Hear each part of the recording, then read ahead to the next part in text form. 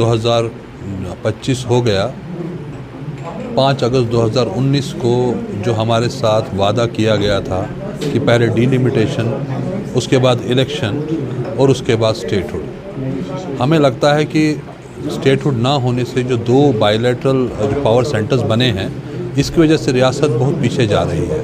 सो ये high time है कि जो फ्लोर ऑफ द पार्लियामेंट पे ऑनरेबल प्राइम मिनिस्टर साहब ने, ऑनरेबल होम मिनिस्टर साहब ने कश्मीर की आवाम के साथ वादा किया था कि हमारा स्टेटहुड हमें बहाल किया जाएगा। ये बहुत ही ज़्यादा इम्पॉर्टेंट है कि इस एरिया, इस खित्ते की डेवलपमेंट को यकीनी बनाने के लिए और नेशनल धारा के साथ बराबर जोड़ने के लिए ये बहुत ही ज़्यादा ज़रूरी है कि हम उस अपने वादे को शर्मिंदा ताबीर करें।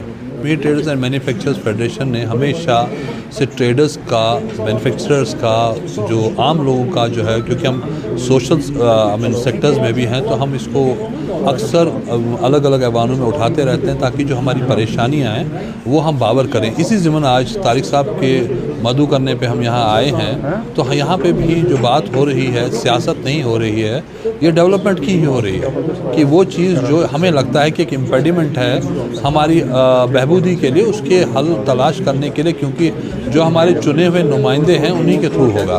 तो हम इनके थ्रू, बाकी हमारे जितने भी MLA साहिबान हैं, MP साहिबान हैं, उनके थ्रू, आपके थ्रू ये बात वक्त की हुकूमत को बावर कराना चाहते हैं कि ये बहुत ही ज़्यादा हाई टाइम है कि वो आप अपने वादे को शर्मिंदा ताबीर करें और जो कश्मीर के साथ आपने वादा फरमाया है उसको पूरा करें। और हमारे साथ जो हमारे हिसाब से हम कहेंगे कि एक हिसाब से नाइंसाफ़ी हुई, उस नाइंसाफ़ी का अजाला करते हुए हमारी जो इज़्ज़त नफ्स है और जो हमारी पहचान है, सकाफ़ती पहचान है, उसको वापस बहाल करें और हमारी जो डेवलपमेंट के रास्ते हैं उनको और मज़ीद तेज़ फरमाएं। है कि जो आज आउटरीच प्रोग्राम रखा है बिज़नेस कम्युनिटीज़ के साथ, क्योंकि बिज़नेस कम्युनिटी बैकबोन होती है किसी भी स्टेट की, यूटी की। और मुझे लगता है कि अगर ऐसी मीटिंग्स पहले हुई होती कि कंसिडरेशन में आप बिज़नेस कम्युनिटी को लोगे, because we are the people who run the show. जो एंटरप्रेन्योरशिप, जो हमारे जो फिनेंसेस वगैरह है, वो ऑर्गेनाइजेशन के साथ जब आप डिस्कस करते हैं तो ईजी हो जाता है लोगों को भी समझने में और बिज़नेस कम्युनिटी को भी समझने में।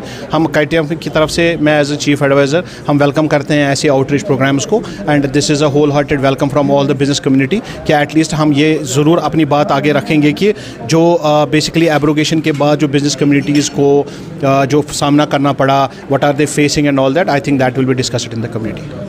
बेसिकली 2019 को 5 अगस्त को जब एब्रोगेशन हुआ था तो हमारे जो माननीय प्रधानमंत्री है उन्होंने 3 चीज़ों का वादा किया था। पहले उन्होंने कहा था कि डिलिमिटेशन होगा, उसके बाद उन्होंने कहा था इलेक्शन होगा और उसके बाद स्टेटहुड होगा। मुझे लगता है जो डिलिमिटेशन भी हो गया, इलेक्शन भी हो गया, now it's a time for the statehood because it has been already promised by our honourable prime minister and the home minister of the country. We are waiting for that. अब 19 के बाद जो बहुत सारे ऐसी चीज़ें थी जो लागू नहीं हुई, जैसे मिनिमम वेजेस एक्ट है, that has not been applicable क्योंकि government was in a dilemma whether to go for the UT or whether to go for the state, that has been kept in abeyance। लेकिन इन चीज़ों से business पे जो असर पड़ा, उस चीज़ को क्लियर करने के लिए, उस एयर को क्लियर करने के लिए मुझे लगता है this is the right time, right podium where we can talk about that. Yes, क्योंकि बेसिकली जो मिडल मैन, अभी जो बेसिकली जो ब्यूरोक्रेसी की एक मिडल मैनशिप जो भी चल रही है बिजनेस के बीच में, जिससे बिजनेसमैन सफ़र कर रहा है, दैट विल डेफिनेटली गो। और जैसे अभी हमने देखा कि जैसे पीछे इलेक्शन भी हुए, लेकिन हमारे जो MLA साहिबान हैं, उनको कि आपने खुद अपने वीडियोज़ में देखा होगा कि most of the MLAs have proved to be helpless. वो खुद कह रहे हैं कि हमारे पास कोई अख्तियार नहीं है, तो जिससे हमारा बिजनेस कम्युनिटी का जो बिजनेसमैन है